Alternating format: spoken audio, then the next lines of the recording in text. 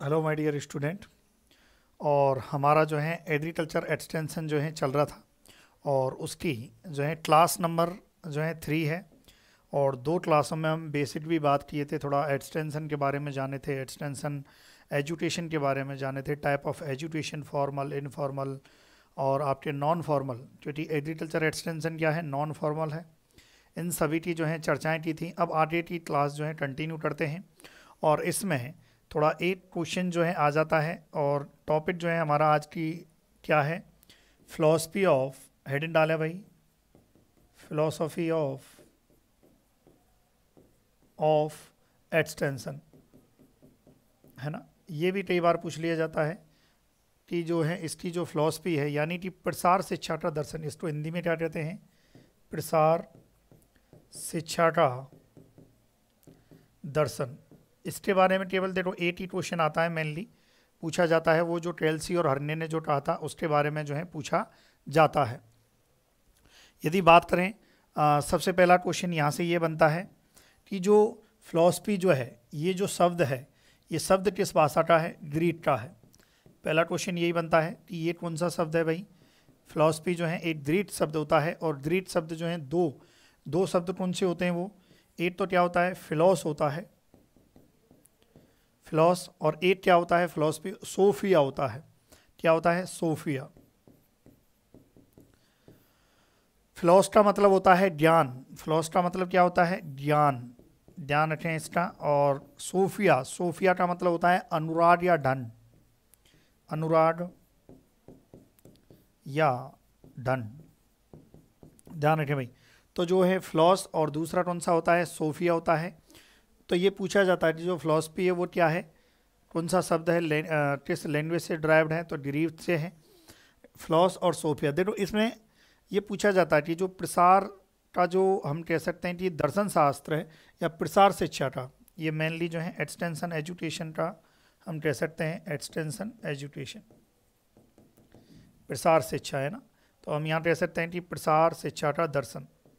ठीक है, ये कंप्लीट है डेफिनेशन। अब सुनिए भाई, यानी कि किस प्रकार का जो धन रहता है, किस प्रकार से हम इस चीज़ को देखते हैं, हमारा क्या, हमारा जो दृष्टिकोण रहता है, हमारी क्या सोच रहती है, ये सब क्या होता है, एक अनुराग होता है, एक धन होता है। उस ज्ञान का एक अनुराग, एक धन, जो किसके बारे में हमारा विचार दृष्टिकोण रखता है, प्रसार शिक्षा के बारे में जो रखता है, वो आपकी क्या है, फिलॉसफी है। बहुत सारे जो है फिलॉसफर हुए हैं जो एक किसी बात को एक अलग तरीके से कहते हैं, समझ लो, किसी बात को एक इतने अलग तरीके से कहते हैं जो एकदम दिलों पर लोगों के छाप छोड़ देती है। तो वही जो एक तरीका, एक धन जो है, वो आपका क्या कहलाता है, फिलॉसफी कहलाता है, दर्शन शास्त्र कहलाता है। ठीक है, तो ध्यान रखें। तो ये आपका जो है, इस चीज़ को आप लिख लें कि फिलॉसफी। अब एक जो पूछा जाता है उसके बारे में हम देखते हैं। यहाँ से एक ही क्वेश्चन आता है कि टेल्सी और हर्ने के अनुसार दर्शन शास्त्र। एक ही क्वेश्चन यहाँ से बनता है कि टेल्सी, जो आपके डब्ल्यू में भी आया था, टेल्सी एवं हर्ने, ये साइंटिस्ट हुए जिन्होंने बहुत अच्छी जो है रिसर्च की है। और बात है 1967 की, के अनुसार दर्शन, है ना, के अनुसार जो फिलॉसफी जो रहती है वो क्या रहती है, ये पूछा गया है एग्जाम में, डब्ल्यू में भी आया हुआ है कि भैया टेल्सी और हर्ने के अनुसार प्रसार शिक्षा का मूल दर्शन क्या है। तो इसको हम लिख लेते हैं, प्रसार शिक्षा का मूल दर्शन क्या है। तो आप साथ के साथ लिखेंगे प्रसार शिक्षा का मूल दर्शन। प्रसार शिक्षा का जो मूल दर्शन है वो क्या है, इसके बारे में देखते हैं। तो ये इन्होंने जो कहा है वो क्या कहा है, प्रसार शिक्षा का जो मूल दर्शन लोगों को सिखाना है। प्रसार शिक्षा का मूल दर्शन लोगों को सिखाना है,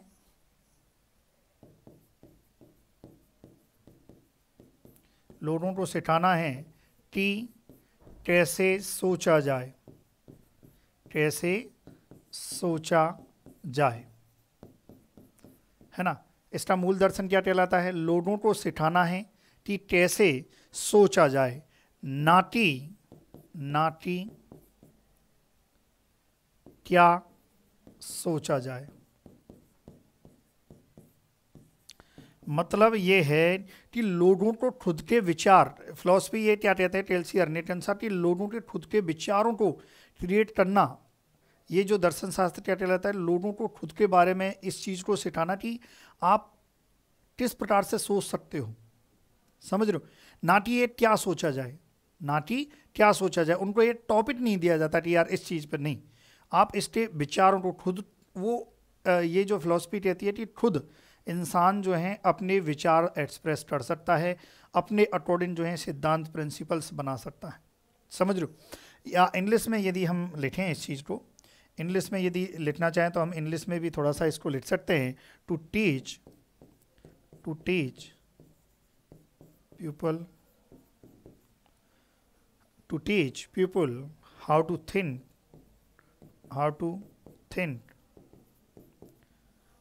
think, not what they think, ये आपके डब्ल्यू में पूछा गया था। बस इतना सा आपको याद रखना है। तो प्यारे विद्यार्थियों, इसको जल्दी से, क्योंकि आज का हमारा जो टॉपिक है वो कम समय के लिए रहेगा, तो आप जल्दी से इस चीज़ को नोट कीजिए आप, ठीक है। और देखते हैं, एक और पूछा जाता है जो हम पढ़ रहे हैं, आपने नोट कर लिया होगा। इसमें आगे बढ़ते हैं। आगे एक टॉपिक आता है प्रसार शिक्षा प्रोसेस, प्रसार शिक्षा की प्रक्रिया है। एक अगला हेडिंग डालिए, प्रसार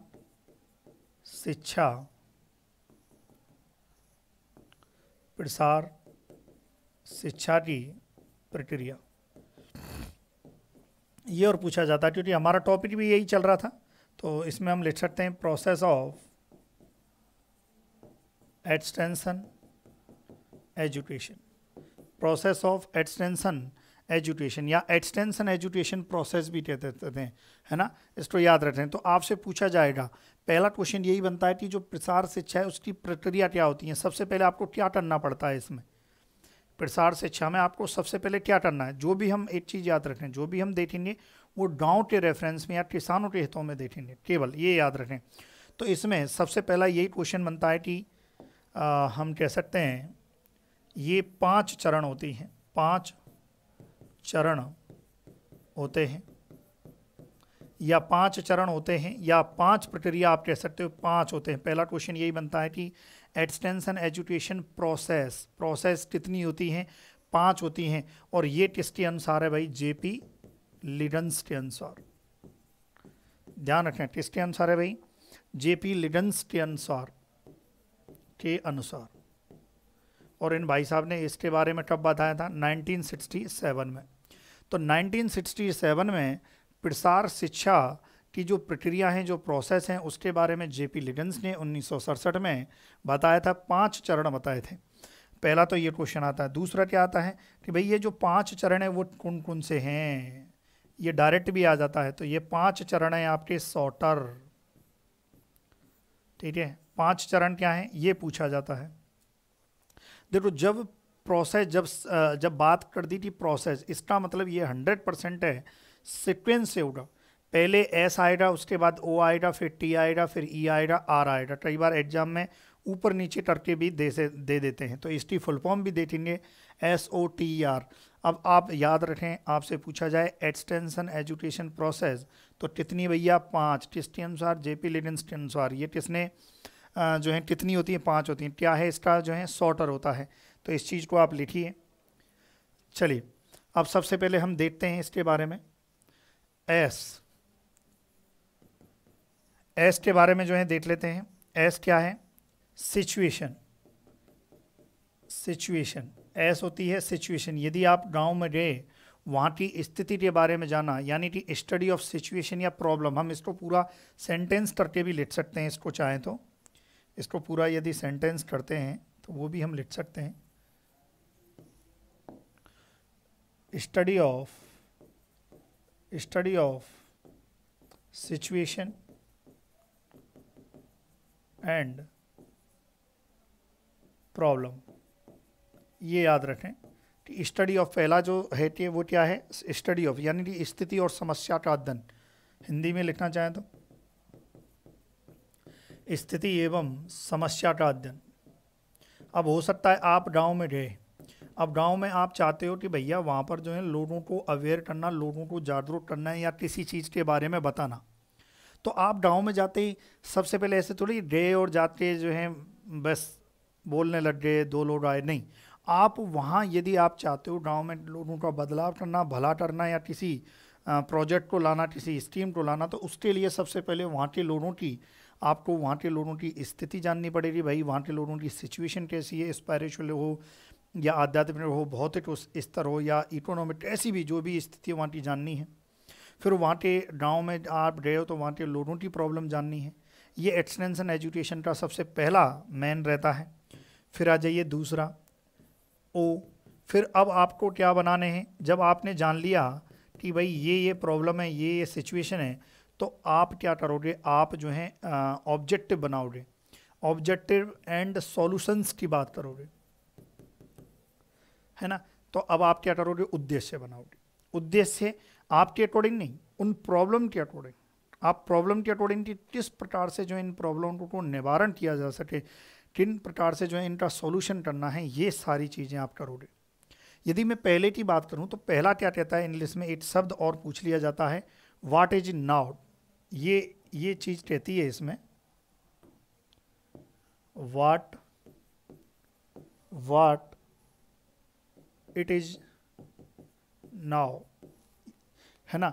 यानी कि क्या स्थिति है, इस चीज़ को क्या दर्शाता है, study of situation and problem, ये किस चीज़ को दर्शाता है, व्हाट इज नाउ, यानी कि अभी क्या है, गांव में अभी क्या है, क्या परिस्थिति, इस चीज़ को दर्शाता है। सबसे पहला स्टडी ऑफ सिचुएशन प्रॉब्लम, वो इस चीज़ को एक्सप्रेस करता है, हम कह सकते हैं। फिर दूसरा कौन सा है आपका, ऑब्जेक्टिव एंड सॉल्यूशन, यानी कि आपने जब कोई समस्या आई है तो उसका आप समाधान भी ढूंढोगे, तो ये आपके जो है आ जाएगा ऑब्जेक्टिव में। और ये हम कह सकते हैं कि व्हाट इट शुड बी, यानी कि क्या स्थिति थी और क्या होना चाहिए, ये चीज़ दर्शाती है। दूसरा जो प्रोसेस है वो दर्शाती है कि अब क्या होना चाहिए। यदि वहाँ पर कोई सिंचाई की, जैसे यदि मैं बात करूँ, वहाँ पर सिंचाई की कोई पुरानी विधि हम यूज कर रहे थे, सोचो हम फ्लडिंग से पानी दे रहे थे, बाढ़ विधि से पानी दे रहे थे, लेकिन वहाँ पानी की बड़ी समस्या, फिर भी लोगों को नहीं पता है, तो ये वहाँ की स्थिति है, व्हाट इज इट नाउ। लेकिन व्हाट इट शुड बी, अब आप एक्सटेंशन वर्क करो, आप प्रसार कार्य करते हो, अब आप सोचोगे कि क्या होना चाहिए, तो आपके मन में ख्याल आया क्यों ना मैं स्प्रिंकलर इनको बताऊं, स्प्रिंकलर जो फव्वारा विधि है उसके बारे में बताऊं, क्यों ना मैं इनको ड्रिप के बारे में बताऊं, ताकि पानी की तो बचत हो। तो क्या होना चाहिए, ड्रिप होना चाहिए, स्प्रिंकलर, ऐसे इस प्रकार से जो है इस चीज़ को हम एक्सप्रेस करते हैं। भाई इस चीज़ को आप नोट डाउन कीजिए, है ना। आपको एक बार देख लेते हैं बोर्ड में सही से दिख रहा है कि नहीं दिख रहा है, कोई प्रॉब्लम तो नहीं आ रही टेक्निकल, चलिए कोई प्रॉब्लम नहीं है, क्लियर है वॉल्यूम भी। चलिए भी अब दूसरा देखते, तीसरा देखते हैं, टी। अब टी में क्या आएगा कि आपने ये चीज़ जो बताई है, अब इस पर आप क्या करोगे, प्लान वर्क आप बनाओगे, तो इसमें आएगा टीचिंग प्लान ऑफ वर्क। अब आपने क्या किया, आपने जब सोचो, आपने ड्रिप इरिगेशन का निर्धारण किया, आपने ऑब्जेक्टिव या सॉल्यूशन बनाया कि भाई इसका सॉल्यूशन है ड्रिप इरिगेशन, तो आप क्या करोगे, प्लान बनाओगे कि किस प्रकार से जो है किसानों को हम ये ड्रिप इरिगेशन के लिए प्रोत्साहित कर सकें। तो ये जो प्लान आप बनाओगे, टारजी जो कार्रवाई जो भी आप करोगे, और ये आप प्लान को इम्प्लीमेंट करना, ये सब इसमें आएगा। तो लोगों को जाके अवेयर करना और आप उनको पढ़ाना, भाई किस प्रकार से जो है इसको हम लगाते हैं, कैसे कैसे क्या है, इसमें पानी की बचत होगी, ये सारी चीज़ें वहाँ तक इम्प्लीमेंटेशन करना, ये सब आपका इसमें टीचिंग प्लान ऑफ वर्क में आ जाएगा। फिर उसके बाद जो है ई आता है, ई होता है एवेल्युएशन। एवेल्युएशन का मतलब होता है मूल्यांकन। क्या होता है भाई, मूल्यांकन, मूल्यांकन। अब आपने जो भी कार्य किया है, अब ऐसा थोड़ी है कि आप एक बार किसान के पास उस कार्य को करके आ गए तो आप मूल्यांकन करने नहीं जाना पड़ेगा, क्योंकि किसान क्या पता कौन सी समस्या आ जाए किसान को। आपने खूब, नो डाउट आपने बहुत अच्छा प्रयास किया, किसानों को सिखाया, बहुत अच्छा उसने आपने देखा प्रैक्टिकल भी किया था, लेकिन फिर भी कुछ ना कुछ प्रॉब्लम आ ही जाती है नया कुछ इम्प्लीमेंटेशन में, तो आपको बार बार मूल्यांकन करना पड़ेगा, हर चीज़ का आपको जो है मूल्यांकन करना पड़ेगा। तो ऊपर अच्छा एक चीज़ हम जो शुरुआत से ये चल रहा था, इसमें हमारे को क्या चीज़ कंसिडर की जाती है, what to teach and how to teach, किस प्रकार से जो है पढ़ाया जाए। देखो क्या पढ़ाया जाए, किस प्रकार से उनको समझाया जाए, पढ़ाना है मतलब समझाना है, बताना है, और क्या और कैसे, ये सब इसमें आएगा भाई कैसे। और एवोल्यूशन में आपके आएगा what has been the result, what has been the result, यानी कि एवोल्यूशन क्या चीज़ को प्रदर्शित करेगा, एक तरह से वो बताएगा कि आपका जो रिजल्ट है, जो परिणाम आपने जो इतना मेहनत की किसानों के लिए, उसका एवोल्यूशन जब आप करोगे तो उसका आपको पता चलेगा कि भैया रिजल्ट क्या आया, पॉजिटिव आया, नेगेटिव आया, किसानों को प्रॉफिट हुआ, पानी की बचत हुई या नहीं हुई, कुछ भी जो भी है वो इस चीज़ को एवोल्यूशन जब आप करोगे तो वो रिजल्ट को दर्शाएगा, प्रदर्शित करेगा। फिर उसके बाद यदि रिजल्ट में कोई आपको लगता है कि कोई खामी है तो आप क्या करोगे, रिकंसिडरेशन करोगे, आपको कुछ बदलाव करना है, अपग्रेडेशन करना है, आप कुछ नया बेहतर और करना चाहते हो तो आपको ये करना पड़ेगा, पुनर्विचार इस पर करना पड़ेगा। हो सकता है कि कोई नेगेटिव आस्पेक्ट हो तो नेगेटिव बात पर पुनर्विचार करना पड़ेगा, हो सकता है किसानों को समस्याएं हुई होंगी उस पर पुनर्विचार करना पड़ेगा। तो हम कह सकते हैं वाट इसमें ये प्रदर्शित करता है वाट नेक्स्ट टू डू, और हम आगे क्या कर सकते हैं, क्या इसमें बेहतर हम कर सकते हैं, समझ रहे हो। क्या दिक्कत आ रही है, समस्या आ रही है किसानों को, क्या हम सब्सिडी नहीं दे सकते, ऐसे ही। फिर यहाँ तक कोई दिक्कत नहीं थी, किसानों को खर्चा भी आ रहा था, लेकिन फिर सोचा यार थोड़ा और पुनर्विचार करते हैं, अभी कम लोगों ने इसको अपनाया है ड्रिप को, एक काम करते हैं अपन सब्सिडी दे देते हैं, गवर्नमेंट से बात करते हैं, गवर्नमेंट को एक प्रपोजल भेजते हैं, सब्सिडी दे देते हैं, क्या पुनर्विचार किया, रिकंसिडर, कुछ भी आप चेंजेस जो करना चाहते हैं, है ना। तो ये सब आपके किस में आएगा, इसमें आएगा भाई। तो ध्यान रखें, वेरी इंपॉर्टेंट, तो ये आपको याद रखना है। बाकी मैं बता चुका हूँ कि ऑल राउंड डेवलपमेंट जो है ये आपका जो है मुख्य ऑब्जेक्टिव होता है। ठीक है भाई, इसको आप लिखिए जल्दी से, है ना। हाँ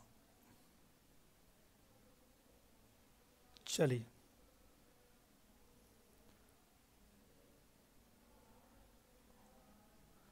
हो गया। अब थोड़ा सा जो है प्रिंसिपल्स के बारे में जो है बात करते हैं भाई, इसके क्या क्या जो है एक्सटेंशन के जो प्रिंसिपल्स हैं, यहाँ तक हो गया। Principle of extension education, heading डालिए आप, हेडिंग डालिए भाई, यहाँ से भी कई बार क्वेश्चन आ जाता है। प्रिंसिपल ऑफ एक्सटेंशन एजुकेशन यानी कि प्रसार शिक्षा के सिद्धांत, प्रसार शिक्षा के सिद्धांत। देखो यहाँ से क्वेश्चन आता है, लेकिन मैं आपको केवल प्रिंसिपल ही बोल के बताऊंगा और उनको लिखाऊंगा, ये ध्यान रखें। प्रिंसिपल ही आपको मैं बोलूँगा और लिखाऊंगा, इस चीज़ का ध्यान रखना है आपको। डिटेल में जो है मैं आपको नहीं जो है लिखाऊंगा, केवल जो है सरफेस से मैं आपको लिखाऊंगा, ये ध्यान रखें। सबसे पहला है सिद्धांत, आप लिखिए कि जो प्रसार शिक्षा है इसमें आपको कौन कौन से सिद्धांतों को जो है फॉलो करना पड़ेगा, किन चीज़ों को आपको ध्यान रखना पड़ेगा। पहला है principle of need and interest. देखो ये सिद्धांत क्या कहता है, इससे कई बार डेफिनेशन आती है, कई बार इसके बारे में पूछ के आपसे पूछा जाएगा कि कौन सा सिद्धांत है। यानी कि इसको हिंदी में कहते हैं कि आवश्यकता का और इंटरेस्ट यानी कि इच्छा का जो सिद्धांत होता है, प्रिंसिपल ऑफ नीड एंड आपका इंटरेस्ट यानी कि रुचि तथा आवश्यकता का जो सिद्धांत होता है। यानी कि जब आप एक्सटेंशन एजुकेशन आप दे रहे हो किसी किसानों को या और भी किसी भी फील्ड में यदि आप कर रहे हो, तो आपके लिए ज़रूरी है कि सामने वाले का उसमें ज़रूरत हो, सामने वाले का उसमें इंटरेस्ट भी हो, समझ रहे हो। अब जैसे कोई गांव में आप बहुत गांव विकासशील है, विकसित गांव है, और वहाँ आप चाहते हो कि ड्रिप इरिगेशन बेचना या उसके बारे में बताना, अब वहाँ देखा अरे यार ड्रिप तो वहाँ ऑलरेडी है, वहाँ के लोग ड्रिप आपसे एडवांस यूज कर रहे हैं, तो क्या उस चीज़ का कोई महत्व है क्या? उनको उसकी ज़रूरत है ड्रिप की? उनका कोई इंटरेस्ट आएगा? नहीं आएगा। आप पहले देखिए उस चीज़ के बारे में, वहाँ पर जाके देखिए कि क्या उनकी ज़रूरत है, क्या उनको इंटरेस्ट आएगा। ये चीज़ें हम अपने को देखनी पड़ती हैं। फिर उसके बाद दूसरा प्रिंसिपल क्या कहता है?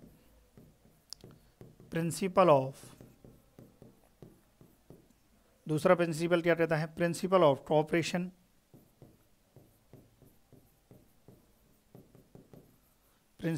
Cooperation and participation.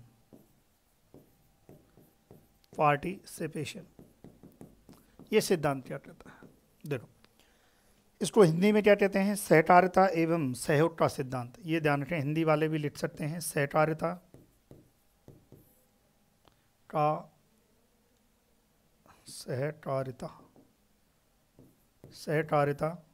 एवं सहयोग का सिद्धांत।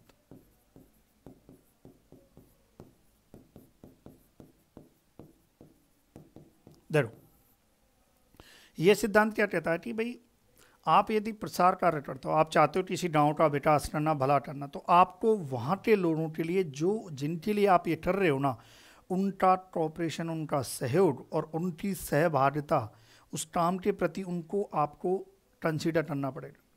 आप चाहो कि भाई आप ही आप कार्य करो, नहीं, तो लोगों को इंटरेस्ट कैसे आ जाए? आप उनको पार्टिसिपेट कीजिए, आप उनको इंक्लूड कीजिए आपके उसमें कार्य में कि यार ये आपको करना है, ये आपको करना है, समझ रहे हो? तो ऐसे ये जो सहभागिता और कॉपरेशन से ही चीज़ें जो हैं कंसीडर की जाएंगी और चलेंगी परफेक्ट वे में। हम कह सकते हैं कि आप प्रसार शिक्षा की जो परफेक्ट जो आप चाहते हैं वो कर पाएंगे। यदि लोगों को सहयोग नहीं हुआ ना वहाँ के, तो भागना पड़ जाएगा, समझ रहे हो, प्रसार कार्यकर्ता को। इसलिए वहाँ के लोगों के साथ जो है वहाँ के लोगों का सहयोग लेना आपको पड़ेगा। ये प्रसार शिक्षा का जो है दूसरा सिद्धांत है। तीसरा जो है प्रिंसिपल ऑफ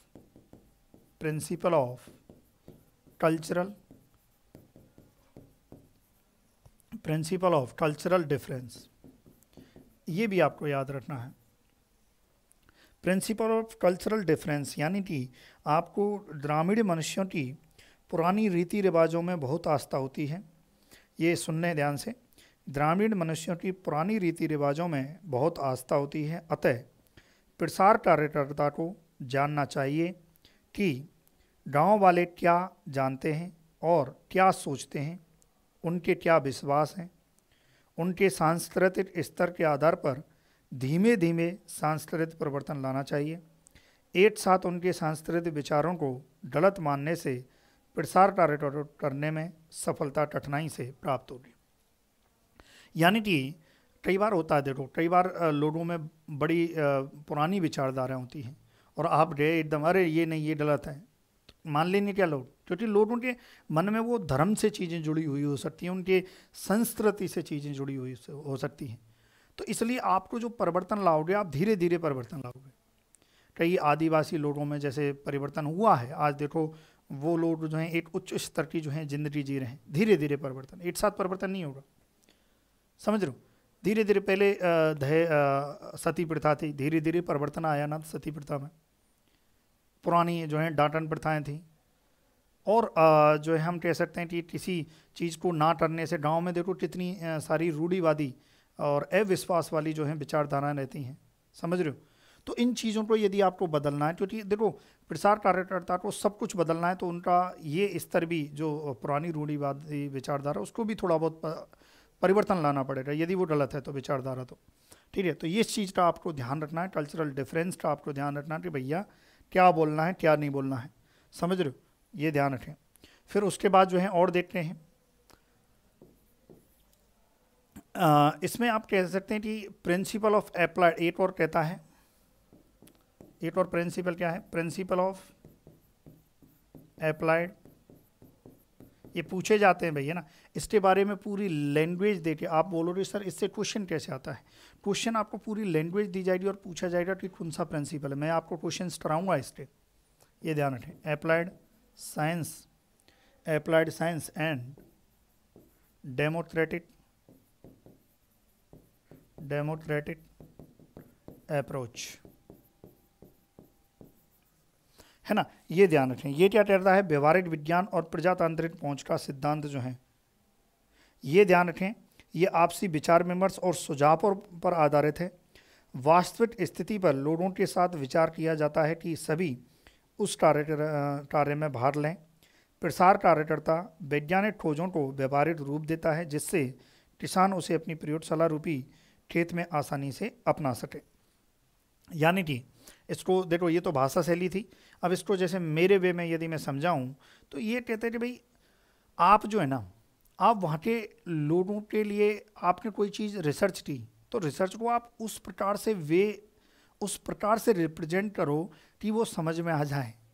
समझ रहे हो, आपको इंग्लिश आती है, किसानों को थोड़ी आती है, किसानों को इंग्लिश नहीं जाननी होती है, समझ रहे हो, उनको शुद्ध हिंदी में और उनके वे में समझाओ, उनकी भाषा में समझाओ जैसा वो समझना चाहते हैं। यही तो है अप्लाइड साइंस, मतलब व्यवहारिक रूप से आपको समझाना पड़ेगा। फिर आपको वहाँ की जो प्रजातांत्रिक, यानी कि वहाँ के जो लोग हैं उनके बारे में, वहाँ की जो प्रजातांत्रिक व्यवस्था है उसके बारे में आपको समझाना पड़ेगा, या उनके बारे में हम कह सकते हैं कि आपको वो चीज़ें समझ के और उन प्रजा को सम्मिलित करना पड़ेगा, ताकि अगर आप ये सब कुछ अप्रोच करोगे तो ईजी वे में बहुत सरलता से किसान आपकी बात मानेगा, आपकी बात सहमत रहेगा, उसको कोशिश करेगा कि अपने खेत में उस ट्रायल को भी करे। समझ रहे हो, तो ये ध्यान रखें इसको। फिर सबसे मोस्ट फेमस आता है एक प्रिंसिपल जो पूछा भी जाता है, principle of learning by doing.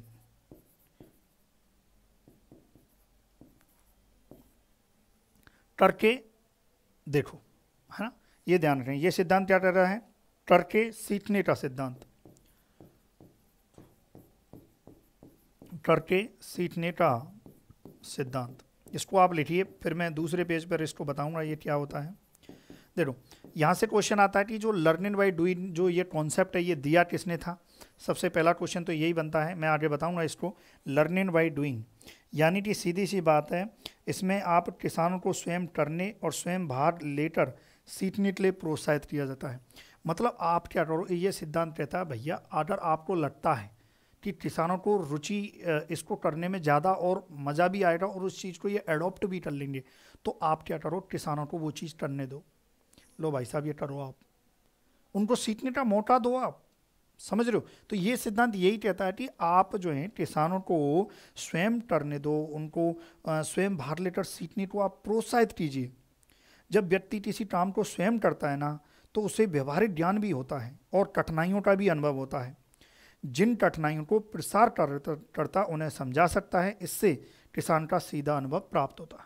अब किसान ने कोई भी कार्य है किया, कोई कठिनाई आई तो आपको बता दिया, तो आपका भी मतलब हम कह सकते हैं कि किसान एकदम समझदार हो गया उस चीज़ के प्रति, उसको तुरंत एक्सेप्ट कर लेना।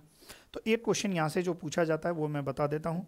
ये जो है जॉन डेवे, ये जो learning principle learning by doing का जो कॉन्सेप्ट है, ये ध्यान रखें 1966 में जॉन, ये लिख लें जॉन डेवे या डेवे आप कह सकते हो, जॉन डेवे ने दिया, ऐसा लिख लें 1966 में जॉन डेवे। अब ये इसको जो है लिखिए आप पूरे, है ना, इनको लिखिए, और भी हैं बहुत सारे प्रिंसिपल्स हैं, लिख लिया। चलिए वीडियो पॉज करके लिख लिया करें यहाँ पे ना। अगला देखो 6 नंबर प्रिंसिपल, ये प्रिंसिपल ऑफ लीडरशिप, यानी कि आप जहाँ पर कार्य कर रहे हो वहाँ पर आपको एक नेतृत्व करने वाला एक लीडर चाहिए होगा। जहाँ पर आप किसी गांव में रहे तो गांव में एक अच्छा लीडर का आपको चुनाव करना पड़ेगा, ताकि क्योंकि लीडर की बात सब मानेंगे, मैक्सिमम लीडर की बात मानेंगे, आपको तवज्जो भी देंगे, इसलिए एक लीडर का सहयोग आपको लेना पड़ेगा। लेकिन लीडर भी अच्छा होना चाहिए जिसका आप सहयोग ले सकें, ऐसे ही नहीं कि चलता फिरता कोई भी लीडर हो, है ना, ये ध्यान रखना है आपको, ठीक है। जैसे एक लाइन लिखना चाहो तो इसमें एक लाइन हम लिख सकते हैं कि एक साइंटिस्ट, एक हम कह सकते हैं कि प्रसारक हैं, वो क्या कहते हैं, डॉक्टर इंसमेंजर कहते हैं। क्या कहते हैं भाई, डॉक्टर इंसमेंजर।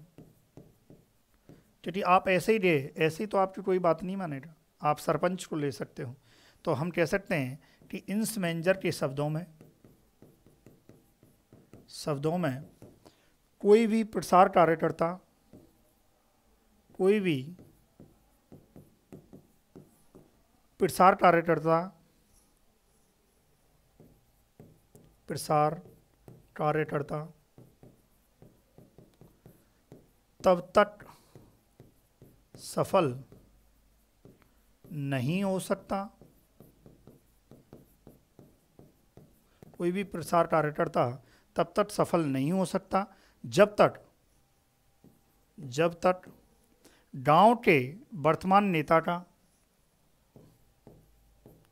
जब तक गांव के वर्तमान नेता का सहयोग ना मिल जाए या सहयोग प्राप्त नहीं करता, जब तक नहीं हो सकता जब तक वर्तमान नेता का सहयोग प्राप्त नहीं हो जाता।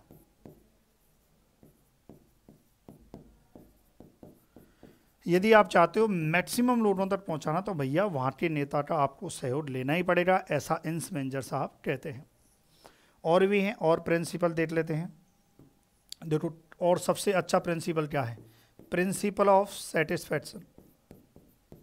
आपने कोई भी किसानों को चीज़ बताई, क्या उससे वो सेटिस्फाइड है, ये भी आपको देखना पड़ेगा कि जो किसान है वो क्या वो सेटिस्फाइड है ना। आपने कुछ भी ज्ञान दे दिया और किसान ही सेटिस्फाइड नहीं है ना, ये आपको देखना पड़ेगा कि सेटिस्फैक्शन जो है किसानों को मिल रहा है या नहीं मिल रहा है, क्या वो संतुष्ट हैं, आत्मसंतुष्टि मिल रही है उनको। तो भैया ये आत्मसंतुष्टि मिलनी चाहिए किसानों को। ये सिद्धांत आप जब प्रसार कार्य करता हो, तो आप जब प्रसार शिक्षा दे रहे हो तो उससे और किसान को आत्मसंतुष्टि मिलनी चाहिए। और एक और सिद्धांत जो है, बहुत सारे सिद्धांत हैं, एक है प्रिंसिपल ऑफ एवेल्यूएशन। ये सिद्धांत कहता है कि भैया आपने जो भी प्रसार कार्य किए हैं आप उनको एवेल्यूएट कीजिए, उनका मूल्यांकन करते रहिए, समय समय पर जो है किसानों के पास जाइए, उनको देखिए उनमें कोई दिक्कत तो नहीं है, ये सारी चीज़ें। फिर और भी सिद्धांत है, प्रिंसिपल ऑफ न्यूट्रलिटी सिद्धांत है, यानी कि न्यूट्रलिटी का मतलब है तटस्थता। आपको किसी भी नेता नगरी में नहीं पढ़ना होता है, आपको केवल किसानों के हित में बात करनी होती है, ना किसी पार्टी के हित में आपको बात करनी होती है। ये कहता है न्यूट्रलिटी का सिद्धांत, न्यूट्रल हो जाना है। फिर प्रिंसिपल ऑफ इनकरेज, आपको जब प्रसार कार्यकर्ता को हमेशा पॉजिटिव रहना चाहिए और इनकरेज करना चाहिए, प्रोत्साहित करना चाहिए किसानों को। तो ये सभी जो हैं सिद्धांत इस चीज़ के बारे में कहते हैं। तो आप लिखिए इस चीज़ के बारे में, ठीक है। फिर हम क्वेश्चन प्रैक्टिस भी अगली क्लास में हम क्वेश्चन प्रैक्टिस भी थोड़ा सा देखेंगे। तब तक के लिए जो है हम देख लेते हैं क्या क्या हमने इस क्लास में पढ़ा था। ज़्यादा नहीं पढ़ा था थर्ड क्लास में। और ये हमने फिलॉसफी ऑफ देखी थी। कैल्सी और हर्ने के अनुसार दर्शन शास्त्र क्या है, to teach people how to think not what to think. फिर प्रसार शिक्षण 5 होती हैं, सॉर्टर, फिर ये इनके बारे में जाना। फिर ये प्रिंसिपल जो है इनके बारे में जो है हमने जाना। तो आप वीडियो पॉज करके जो है पूरे प्रिंसिपल्स जो हैं लिख सकते हैं। बाकी आप एप्लीकेशन डाउनलोड कर लें एग्री पावर जयपुर, वहाँ पर भी ये कोर्स उपलब्ध है। वहाँ पर क्वेश्चंस प्रैक्टिस, आपको नोट्स, कंटेंट सब आपको एप्लीकेशन पर आपको मिलेगा। तो application agri power Jaipur download कीजिए, वहाँ से कोर्स परचेज कीजिए। Thank you so much for watching video. Thank you so much.